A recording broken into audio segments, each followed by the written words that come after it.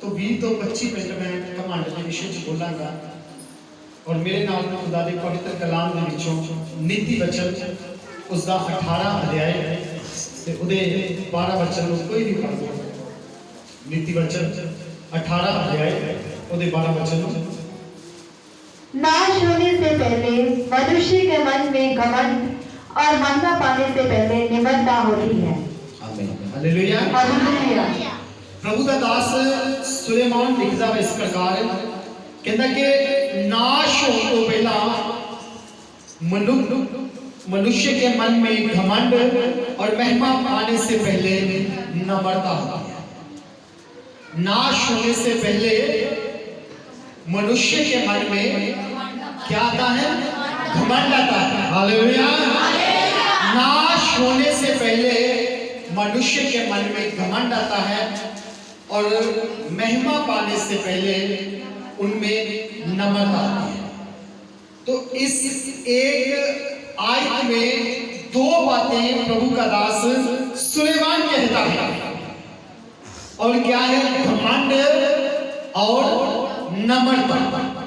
घमंड और कुछ बोल दीजिए, घमंड और नम्रता। आज मैं नम्रता के विषय पर नहीं हूं, आज मैं घमंड के विषय। घमंड और जो घमंड एक ऐसी चीज है, प्रभु का दास सुलेमान लिखता है, जो हमें नाश की ओर ले जाती है। एक व्यक्ति के जीवन में नाश आ जाता है,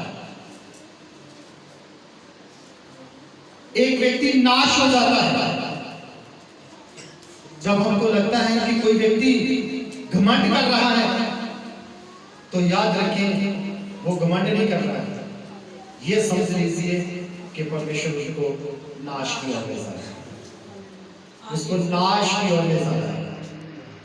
वो नाश होने के लिए जाता है क्योंकि उनके मन में क्या है? घमंड आता है। परमेश्वर का दास सुलेमान इसी ही वचन में हमें सिखाता है। जब हम 16 का 18 वचन को पढ़ते हैं, अगर माइक ले लो तो बढ़िया रहेगा। विनाश से पहले गर्व और ठोकर खाने से पहले घमंड आता है। विनाश से पहले, जब विनाश होने लगता है तो इंसान गर्व से भर जाता है, अपने आप को, अपने कामों पर, अपने पर वो गर्व महसूस करने लगता है। ऐसा सुलेमान लिखता है और कहता है कि ठोकर खाने से पहले, जब उनको ठोकर लगनी होती है, गिरने पर होता है, तो परमेश्वर का दास लिखता है उसके मन में घमंड आ जाता है, वो घमंड से भर जाता है।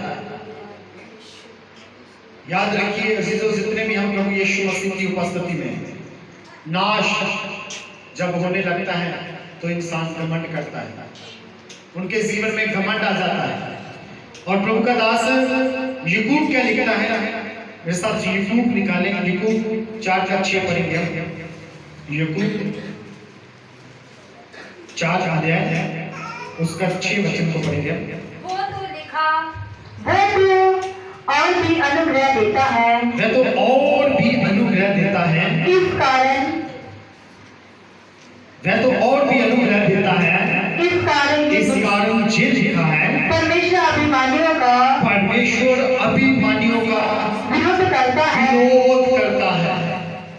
प्रभु यीशु मसीह का दास याकूब इस प्रकार से लिखता है, वो कहता है कि परमेश्वर अभिमानियों का विरोध करता है। एक काशिश में ऐसा कहा गया है कि परमेश्वर अभिमानियों का सामना करता है।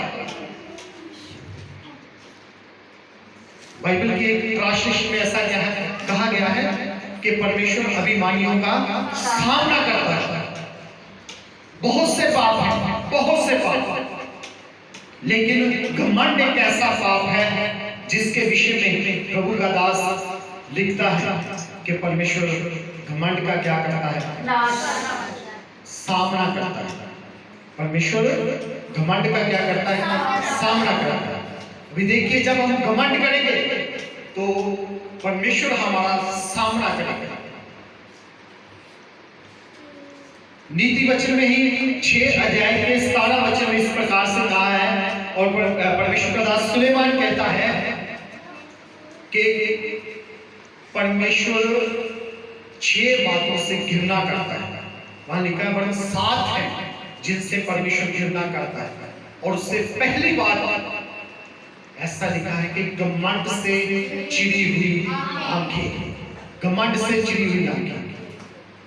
तो बहुत सी बातें हैं घमंड की, बहुत सी बातें, बहुत से वचन लिखे हुए हैं, बहुत सी उदाहरणें हमें पवित्र बाइबल में से मिलती हैं जिन लोगों ने घमंड किया है और किस रीति से उनका नाश हुआ है। आज मैं एक व्यक्ति के बारे में आपको बताना चाहता हूँ, एक राजा के बारे में मैं आपको बताना चाहता हूँ। आपने ध्यान से सुना और किस रीति से वो बढ़ा और परमेश्वर उसको गिराया।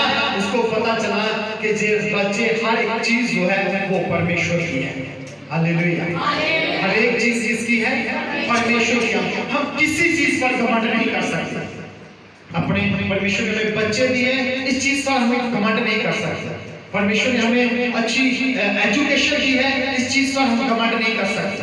परमेश्वर ने हमें नौकरी दी है, हमारे पास पैसा है, रुपया है, इस बात पर हम घमंड नहीं कर सकते। यही वचन में से, इसी बुक में से, इस पत्र में से, यूट्यूब के पत्र में से मैं एक दिन प्रचार कर रहा था और मैं बता रहा था किस चीज का घमंड है। इंसान है ही क्या? वो घास के समान है। अलग अलग बातें पवित्र बाइबल में लिखी हुई है, लेकिन एक राजा के बारे में मेरे साथ डैनियल की किताब निकाले।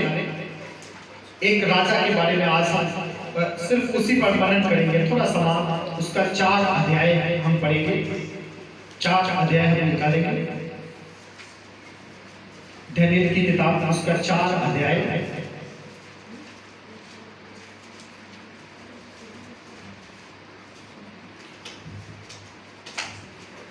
चार अध्याय के 29 वचन को हम पढ़ेंगे।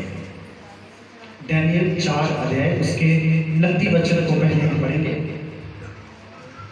12 महीने के बीतने पर जब वे बेबीलोन के राज भवन की छत पर टहल रहा था, तब वे कहने लगा। बस thank you. Hallelujah, hallelujah, hallelujah. ये राजा नेबूकदनेस्सर है। क्या नाम इसका? सबको नहीं आ रहा ना? नेबूकदनेस्सर। हाँ, जिनके पास बाइबल है वो तो देख करके बोल सकते हैं। इस राजा का नाम है नेबूकदनेस्सर।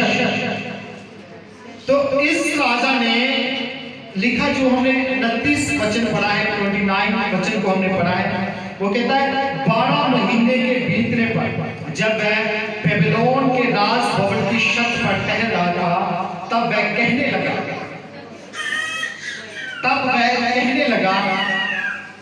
जब 12 महीने बीत गए। ध्यान से सुनना इस स्टोरी को। जब 12 महीने बीत गए तो अपने राज भवन की छत पर टहल रहा था, तब वो कहने लगा। अब क्या कहने लगा? थोड़ा सा हम पीछे जाते हैं प्लीज। मेरी बहन प्लीज, किसका बच्चा है? ओके, थोड़ा उनको आगे पीछे निकल जाओ। ओके, बाकी सब हम यीशु मसीह के वचन की ओर ध्यान दें। Hallelujah, hallelujah, hallelujah. तो 12 महीने पहले क्या हुआ था, ये स्टोरी में आपको बताना चाहता हूँ।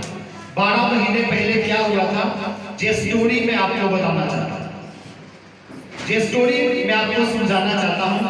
जे नेबूकदनेस्सर राजा एक रात अपने पलंग पर सोया हुआ था। नेबूकदनेस्सर राजा अपने घर में अपने महल में अपने पलंग पर लेटा हुआ था, सो रहा था। तो उसने एक स्वप्न देखा। स्वप्न में क्या देखता है कि एक बहुत बड़ा पेड़ है। मेरे साथ बोलिए, बहुत बड़ा पेड़। ऊंची आवाज में, बहुत बड़ा पेड़। अपने हाथों का इशारा करिए, बहुत बड़ा पेड़। किसी के गाल में मत मारना। हालेलुया। कई बार बदले की भावना होती है ना, चलो जी तो चर्चा है, इसमें कौन कुछ कहेगा, तो बदला है बहुत बड़ा। तो बहुत बड़ा पेड़ था और जे अपने पलंग पर स्वप्न देख रहा है, एक सपने को देख रहा है। बहुत बड़ा पलंग है और क्या देख रहा है, इतना बड़ा पलंग है और उस बात करना, बहुत बड़ा पेड़ है और पेड़ पर पंछी बैठे हुए हैं, नीचे पशु बंधे हुए हैं और उसमें बहुत फल लगा हुआ है और उसकी बहुत अच्छी छाया है। और अचानक से एक ऊपर से आवाज आती है, एक भयानक आवाज आती है और उस आवाज में ऐसा है कि इस वृक्ष को काट दिया जाए, इस वृक्ष को काट दिया जाए और उसकी जो नीचे जड़ है उसको रहने दिया जाए ताकि वो फिर से दोबारा बन जाए। समय नहीं है, स्टोरी लंबी है, इसलिए मैं शौक भी आपको बता रहा हूँ, छोटे शब्दों में बता रहा हूँ, समय मेरे को इजाजत नहीं दे रहा। तो जे जब उसने स्वप्न देखा, स्वप्न जो उसने देखा, जब वो उठा तो वो बहुत घबरा गया। राजा नेबूकदनेस्सर बहुत घबरा गया और घबराने के बाद जब उसने अपने कई पंडितों को इकट्ठा किया, कई लोगों को इकट्ठा किया कि आओ मेरे साथ आकर के मेरी बात सुनो, मैंने जिस स्वप्न देखा है इसका अर्थ मुझे बताओ। तो कोई भी अर्थ नहीं बता रहा। तब डैनियल को बुलाया गया। उसको मालूम था कि डैनियल जो है वो एक महान परमेश्वर का आराधिक है, महान परमेश्वर के चरणों में रहता है, महान परमेश्वर की आराधना करता है, जे मेरे स्वप्न का अर्थ जरूर मुझे बताएगा। बोलिए हालेलुया, हालेलुया। वो जरूर मेरे स्वप्न का अर्थ मुझे बताएगा। तो जब वो उसको राजे के सामने लाया गया, जब राजे ने सारा अपना स्वप्न उसको बताया तो डैनियल घबरा गया। तो उसने कहा घबराओ मत, जो बात है मुझे साफ नहीं करनी। तो उसने कहा जो तूने स्वप्न देखा है वो तेरे साथ ना घटे, तेरे विरोधियों के साथ घट जाए। लेकिन राजा सच्चाई ये है कि वो एक जो वृक्ष है वो कोई और नहीं, वो आप है। आपने राज को बढ़ाया है, कई लोग उस राज के द्वारा आशीषित हो रहे हैं, तेरे राज के द्वारा कई लोग आशीषित हो रहे हैं। पंछी बैठे हुए हैं, जानवर बैठे हुए हैं, अच्छी छाए हैं वहां पर। तो ये तेरा राज है। जो ऊपर से आवाज तुमने सुनी है वो ये कह रही है कि तेरे राज को काट दिया जाएगा। जो जड़ से जड़े बीच में है, इसका मतलब है कि एक बार फिर से तेरे राज को बढ़ाया जाएगा। Hallelujah, hallelujah. अभी इस स्टोरी का मेन भाग मैं आपको बता रहा हूं। कहां से शुरू किया हमने? नाश होने से पहले मनुष्य के मन में क्या आता है? घमंड आता है। अभी 30 वचन को पढ़े और फिर हमें क्लियर हो जाएगा कि परमेश्वर का दास क्या अपनी इस किताब में, डैनियल अपनी किताब में क्या बताना चाहता है। 30 वचन को पढ़ेंगे। क्या ये बड़ा बेबीलोन नहीं है? क्या ये बड़ा बेबीलोन नहीं है? जिसे मैंने ही अपने बल, जिसे मैंने ही अपने बल और सामर्थ से राज निवास होने और राज निवास होने को और अपने प्रताप की बढ़ाई के लिए बसाया है, के लिए बसाया है। ये था उनके अंदर घमंड, जो 30 वचन में हमने पढ़ा है। बेबीलोन के राजा नेबूकदनेस्सर के अंदर जो घमंड था, क्या घमंड था उसके अंदर कि इतना बड़ा राज भवन, इतना बड़ा बेबीलोन। 29 वचन में हमने पढ़ा कि वो राज भवन की छत के ऊपर टहल रहा था और जब वो चारों ओर देख रहा है, अपने भवन के ऊपर से चारों ओर देख रहा है, तो क्या देख रहा है वो कि ये लोग मेरे हैं, जे जहां तक मेरी नजर जा रही है, सब कुछ मैंने अपने बल से, अपनी सामर्थ्य से इसको जीता है। इसको मैंने जीता है, इसको मैंने अपनी सामर्थ्य से अपने बस में किया हुआ है। और ऐसा ही आपने पढ़ा, एक बार फिर से पढ़े, क्या ये बड़ा बेबीलोन नहीं है? क्या ये बड़ा बेबीलोन नहीं है जिसे मैंने अपने बल, जिसे मैंने अपने बल पे, ध्यान से सुने इस नबूकदनेस्सर की बात को, इस वो बोल रहा है कि इसको मैंने अपने बल से जीता है। आगे बढ़े, और सामर्थ से और अपनी सामर्थ से राजनिवास होने को, राजनिवास होने को, और अपने प्रताप की बड़ाई, और अपने प्रताप की बढ़ाई के लिए बसाया है। मैंने बसाया है। उसके अंदर एक बड़ा घमंड है, बड़ा घमंड है। मैं आपसे कहना चाहता हूं, जैसे मैंने पहले बताया, घमंडियों का परमेश्वर क्या करता है? सामना करता है। कभी किसी बात पर घमंड ना करें, अपने पैसे पर घमंड ना करें, अपने बच्चों पर घमंड ना करें, अपनी खूबसूरती पर घमंड ना करें, आपने बहुत से ब्रांडेड कपड़े पहने हुए उस पर घमंड ना करें। अरे क्या जाने एक सेकंड में क्या होने वाला है, क्या जाने एक सेकंड में क्या होने वाला हमारे साथ, हम जानते हैं। खाना बना हुआ है, जहां बैठे हैं हम, एक उम्मीद है कि ब्रेक देने के बाद हम क्या खाएंगे, खाना खाएंगे। लेकिन प्रभु जानता है कि हम वो खाना खाने पाएंगे, कोई नहीं जानता है। किस चीज पर हम घमंड कर रहे हैं? अपनी गाड़ी पर घमंड कर रहे हैं, अपने पैसे पे घमंड कर रहे हैं। ये बंदे ने घमंड किया और इसकी दशा क्या होगी, अभी हम देखते हैं। आगे बढ़िएगा। ये वचन राजा के मुंह से निकलने भी ना पाया था। ये वचन राजा के मुंह से अभी निकला भी नहीं था। मतलब घमंड वाले शब्द अभी वो सोच रहा है, अभी उनके मुंह से निकले भी नहीं थे कि क्या हो गया, कि आकाशवाणी हुई, कि आकाशवाणी हुई, हे राजा, हे राजा, हे नबूकदनेस्सर राजा, हे नबूकदनेस्सर राजा, तेरे विषय में ये आज्ञा निकलती है, तेरे विषय में ये आज्ञा निकलती है, राज्य तेरे हाथ से, राज तेरे हाथ से निकल गया। निकल गया। देखिए ध्यान से, सुनिए ध्यान से, नबूकदनेस्सर राजा, ये राज तेरे हाथों से निकल गया है। 12 महीने पहले, एक साल पहले इसने स्वप्न देखा था। स्वप्न के लिए प्रार्थना नहीं की। डैनियल साथ है, उनको नहीं बोला अगर मेरे साथ ऐसा होने वाला तो प्रार्थना करो मेरे साथ, मेरे लिए प्रार्थना करो।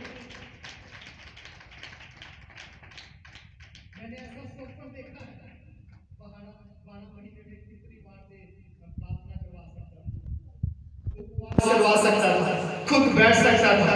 हमने देखा ऐसे लोगों को। एक वचन को हम पढ़ते हैं, भजन संहिता में लिखा है कि वो अपना वचन भेज करके चंगा करता है और आने वाली दवाई से बचाता है।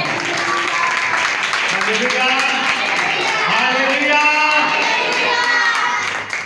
राजा नबूकदनेस्सर को वचन भेजा है परमेश्वर ने, लेकिन समझ नहीं पाया। कोई बात नहीं, देखेंगे क्या होता है। आज हम भी बहुत बार सोचते हैं प्रभु हमसे बात करता है, अपने दासों के द्वारा बात करता है। आज वो आपसे बात कर रहा है, घमंड को छोड़ दीजिए। हम बाहर जाएंगे, चाहे बातें करेंगे, देखा जाएगा क्या होने वाला है। पास्टर तो बोलते रहते हैं, प्रभु के लोग तो बोलते रहते हैं। इसी ने भी ऐसा ही सोचा होगा। 12 महीने बीतने के बाद वो भविष्यवाणी जो स्वप्न उसने देखा था वो पूरा हो रहा है। वो अपने राज महल में टहल रहा है, मन में विचार कर रहा है, इतना बड़ा बेबीलोन मैंने तैयार किया है। कुछ बातें हैं खास खास, वहां की जो मूर्तियां थी वो सोने की मूर्तियां थी। कुछ ऐसे मतलब जगह थी जो सोने की बनी हुई थी, कि अपने सोने पर बहुत घमंड करते थे। मैंने एक जगह पढ़ा है, बहुत घमंड कर रहे थे। देखा जाएगा जो होगा। लेकिन परमेश्वर ने 12 महीने पहला इनको बताया था कि मैं तेरे साथ क्या करने वाला हूँ, लेकिन ये समझा नहीं। आज हम भी बहुत बार नहीं समझते हैं। परमेश्वर हमसे बोलता है, बातें करता है हमसे, हमें स्वप्न में बताता है आकर के, प्रभु के दासों के द्वारा बात करता है। कई बार हम हमारे पड़ोस के लोग हमें बताते हैं आकर के, इस बात से सुधर जाओ, तुम्हारा बड़ा हो जाएगा, अच्छे रहोगे। हम नहीं समझते, देखा जाएगा जो होगा, फिर क्या होगा आगे बढ़ेंगे। और तू मनुष्यों के बीच से निकाला जाएगा और मैदान के पशुओं के संग रहेगा और बैलों के समान घास चरेगा और 7 काल तुझ पर बीतेंगे जब तक कि तू ना जान ले परम प्रधान मनुष्यों के राज्य में प्रभुता करता है और जिसे चाहे वह उसे दे देता है। परमेश्वर जो आकाशवाणी हो रही है, जो आकाश से आवाज आ रही है, वो आवाज क्या कह रही है? जितनी देर तक तू समझ ना लेगा कि इस दुनिया में परमेश्वर दर्जे करता है, तब तक तू बैलों के समान घास को खाएगा। तू जब तक तू समझ ना ले कि ये दुनिया, लोग, संसार परमेश्वर का है, उसी का प्रताप है, उसी की महिमा है, उसी का आदर है, जब तक तू समझ ना लेगा तब तक तू आकाश से जो ओस गिरेगी उससे तू भीगेगा, ओस से तू भीगेगा। ऐसी कंडीशन तेरी हो जाएगी। कारण क्या है? घमंड। घमंड के कारण ऐसी दशा में नबूकदनेस्सर राजा बन गया। मैं आपको बताना चाहता हूं, घमंड करना बंद कर दिया। परमेश्वर फिर दिखाता है, जैसे नबूकदनेस्सर को दिखा रहा है, फिर से रास्ता लौटेगा, लेकिन तुझे पता चलेगा कि परमेश्वर कौन है। आज हम घमंड करते हैं, घमंडियों का परमेश्वर सामना करता है। जब हम सोचते हैं कि मैंने किया। कल हमारे गांव में किसी की डेथ हो गई, बुजुर्ग थी। हम सोच रहे थे पिछले 1 हफ्ते से लगभग 3 मौतें जो हमारे गांव में हुई हैं, तो हम इस बात पर विचार कर रहे थे कि 1 हफ्ते में 3 लोग जो हैं वो हमारे गांव से चले गए। और मैं आपको बताना चाहता हूँ, इंसान है ही क्या, कुछ भी नहीं। पता नहीं है कब हमारे साथ क्या करने वाला है, हम नहीं जानते। लेकिन याद रखें, घमंडियों का परमेश्वर सामना करता है। घमंडियों का सामना करता है। किस बात पर हम घमंड कर रहे हैं, कौन सी बातों पर हम घमंड कर रहे हैं? मैं चाहता हूँ नबूकदनेस्सर दिखाना चाहता है, उनके जीवन से परमेश्वर आपको कुछ समझाने की कोशिश कर रहा है। आज की दोपहर में इसकी कैसी कंडीशन होगी, कैसे हालातों में ये चला गया। एक राजा जिसको पशु के समान बना दिया, उनका मन पशु सा बन गया, बैलों की तरह वो घास खा रहा है, नहा नहीं सकता है। जो घास से ओस गिरेगी उससे वो भीग रहा है। अभी देखिए, मेरा टाइम हो गया, जल्दी जल्दी इसका 37 वचन को पढ़ेंगे। अब मैं नबूकदनेस्सर स्वर्ग के राजा को सराहता हूँ। अब मैं नबूकदनेस्सर स्वर्ग के राजा को सराहता हूँ। हालेलुया।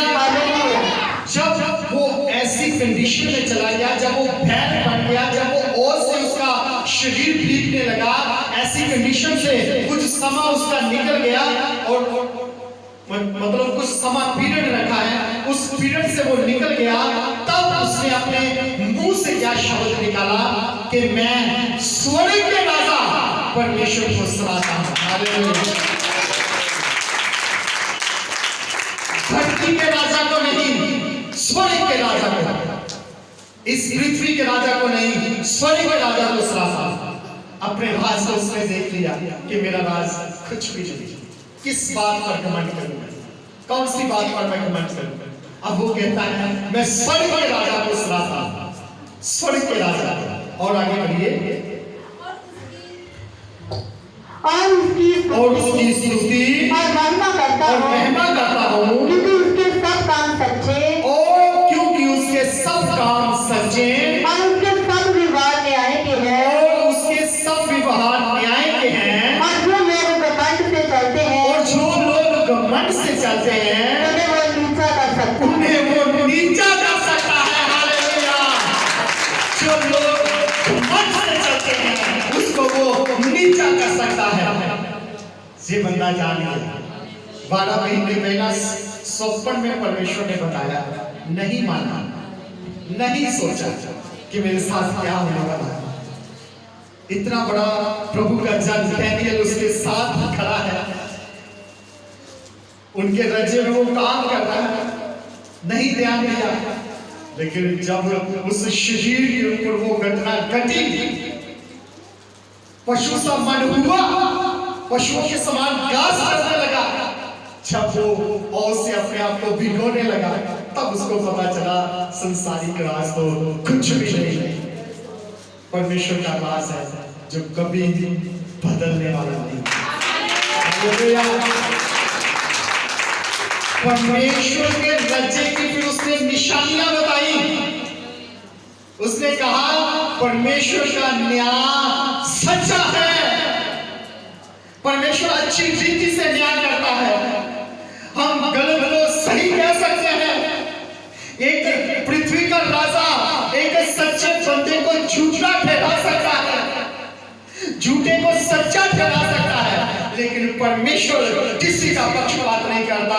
परमेश्वर सच्चे को सच्चा और झूठे को झूठा कर देता है। बोलिए हालेलुया, हालेलुया, हालेलुया। परमेश्वर सच्चे को सच्चा और झूठे को झूठा ठहराता है। परमेश्वर बहुत सामर्थी परमेश्वर है। हालेलुया। उसका जो राज है वो अटल राज है, उसका राज कभी बदलने वाला राज नहीं। तो इसलिए आइए हम अपनी आंखों को बंद करें और अपने सिरों को खुदावंद यीशु मसीह की हजूरी में झुकाएं।